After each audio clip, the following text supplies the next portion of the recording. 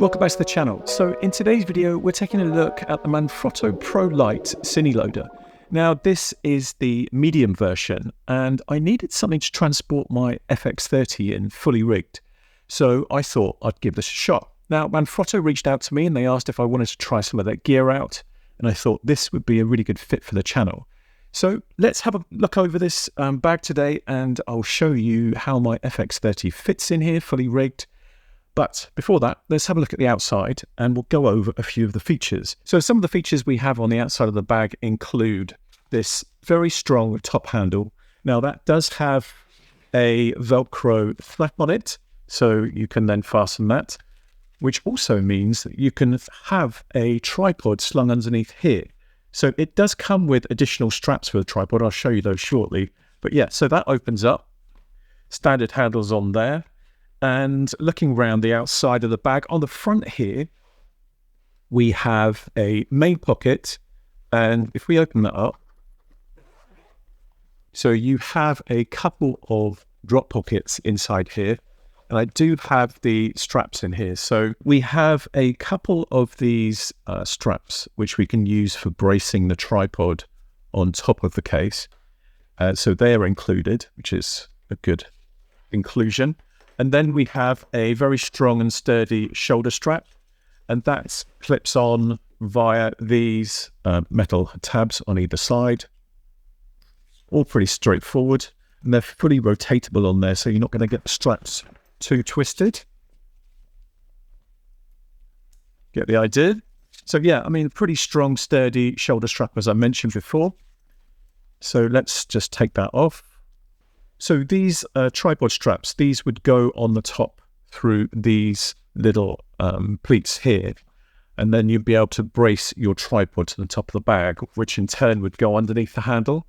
So again, I think that's a really good addition to this bag, but this is a really strong lid on here, and I'm not quite sure whether you could sit on there, but when it comes to packing, say you're loading up your truck with stuff, then you can definitely pack other kit on top of there because, yeah, that's pretty sturdy and that's going to take, you know, a good weight on top of there before that does need damage. So again, looking around the outside of the bag, on this side, we have on either side one of these grab handles, which is good for lifting and pulling out of cars and stuff. And then we have this pocket here. So we have a little pocket here for some paperwork. And then you have a little ID slot in here. So whether you wanted to put your business cards in there, or if you have your kit on shelves, you can then just have a little list of your gear that's included in this case. So that's quite nice on that side. Yeah, as I mentioned, on the other side, we have one of the grab handles on there also. And then we have another pocket, similar size to the other side. Yeah, for paperwork, etc. Moving around the back, we have a few little tabs here. So again, we can sort of fasten other bits and bobs to the outside. Now this is a luggage pass-through, so you can stick that over a case, and that's really handy to have. So you've got these that you can brace stuff to, and then you have quite a substantially large kit on the back there. Again, paperwork or anything flat will go in there. You have a little tab in there for a Apple AirTag. That's really handy to have. Again, good strong sturdy zips. So I think that's about it on the outside of the bag.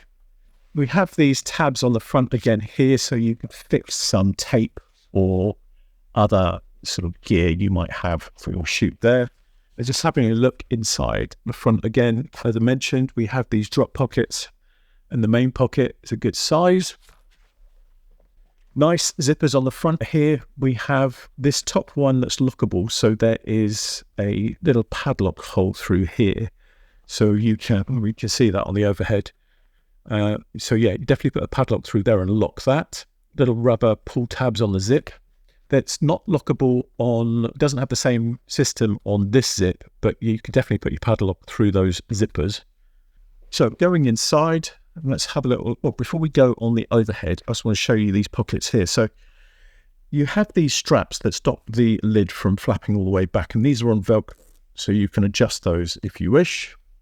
Same on both sides. Got a little tab there to connect it to. So if you wanted the lid to go all the way back, you could do that. That's very easy. Now, the pockets inside this lid are quite substantial, and I was quite surprised how much gear you can fit in here. I've got a load of chargers and cables, the usual sort of messy amount of gear, but because the lid is quite deep, your pocket is quite deep also. So again, you can fit quite a lot of stuff on there. And then you have this pocket here, which is probably good for some flat stuff, some small cables, etc. And then this pocket up the back here, again, because the lid's recessed, you're going to fit a whole load more gear and accessories down inside there because you've got the depth of the lid, as I mentioned before. So you've got those 3 pockets on the lid. This is my FX30 rig, and I have configured this bag. You get these dividers. There are a couple of extra dividers, but I'm only using these for my rig today. So additional to these dividers, so you've got this one here, got one that goes across here, and then this small one. So additional to those, you get another one of these. So you've got Velcro on 3 sides there. And this is the Manfrotto M guard, as you can see. And then another small one. So you can use that to sort of just divide up these small areas. All pretty straightforward, but it's nice. There's quite a few dividers included. And then with regards to bracing the rig inside the bag, you have this Velcro spray, which detaches, but again, it just stops your camera from moving around too much when it's being carried. So that's, again, a nice thing to be included. So on my rig itself, I have the body in a cage, and then I have this little handle on the side here. I have a wooden handle on this side. I have an Atomos Shinobi screen on the top, 24 to 70mm lens on there, and then I have my matte box on the front. All on a rail system, all ready to go onto a tripod with a V-mount battery system on the back there. So that's powering the camera and the screen. So that can stay like that in this bag. So it's very easy just to, before or after the gig, you can then just slot that in, fold the screen down, and then that fits in there really neatly. So essentially that was our quick look at the Manfrotto Pro Lite Cineloader. Now, what camera are you planning on carrying in your Cineloader? Will you be using the medium for your FX3 or FX30? This comes in 3 different sizes, I think I mentioned before. So we have a small, medium, and large. I'll list links to these all in the description, and you'll be able to see the measurements and the dimensions for the external and the internal.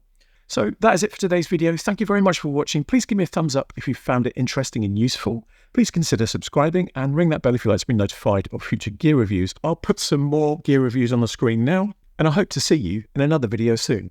Bye for now.